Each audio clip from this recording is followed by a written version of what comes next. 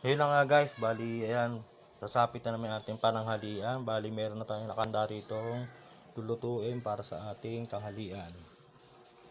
So ayan, meron tayo ditong talbos ng kamote. Igigisa lang natin to guys dahil magpiprito tayo ng manok.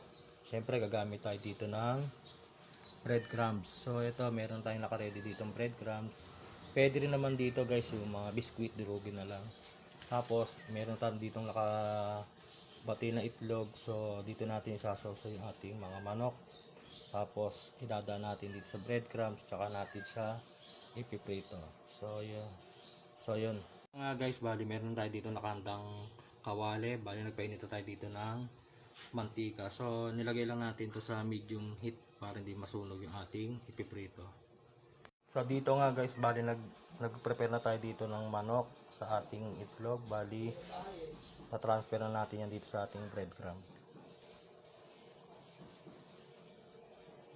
So i-cover lang natin siya guys para kumapit yung mga breadcrumbs natin.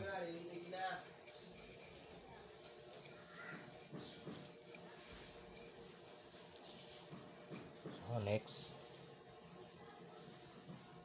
yan, paikutin lang din natin yan dito guys. So i-cover lang natin lahat para